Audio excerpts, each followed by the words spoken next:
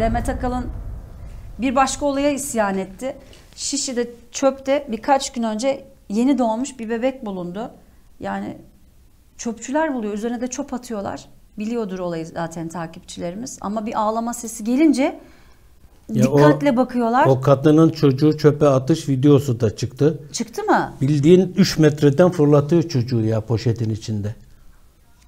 Allah belanı versin ya. Baksanıza Allah aşkına. Yani bildiğin çocuğu böyle çöp atar gibi yani götürüp bırakmıyor. Fırlatıyor.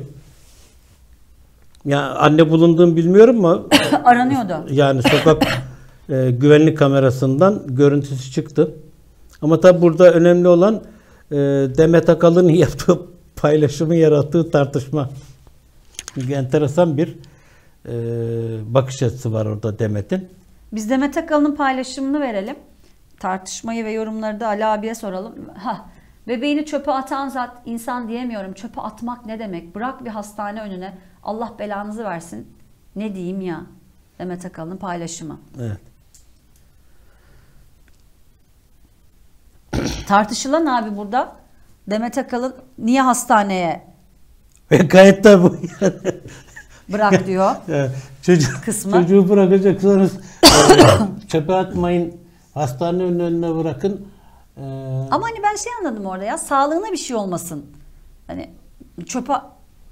Şimdi Demet'in iyi niyetle yani çocuğun sağlığını düşünerek böyle bir vurgu yaptığını tahmin ediyorum. Eskiden nereye bırakılıyordu? Cami avlusuna, hastane bahçesine. Şimdi çöpe atılıyor.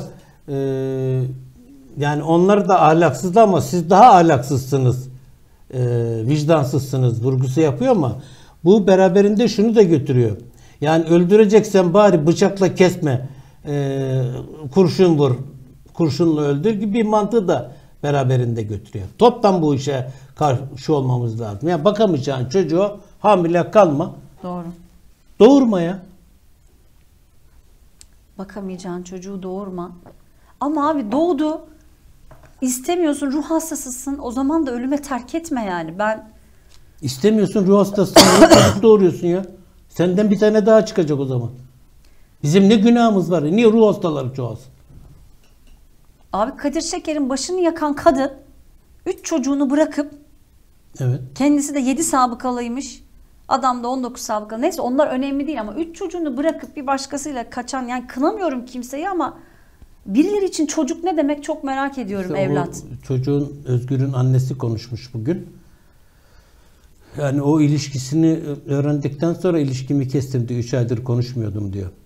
Yani 9 değil, 19 değil 29 sabıkası da olsa sonuçta o benim çocuğumdu diyor.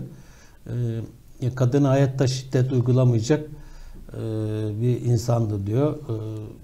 Uyuşturucu satmıyordu, uyuşturucu içiyordu diyor. Ben narkotikçilerin beylik bir lafı var. Her içici aynı zamanda potansiyel satıcıdır derler. Yani öyle sadece içici kurtarmaz. Yani sonuçta evet bir annenin yüreği yanmış ama oğlu da bir başkasının hayatını yakmış yani.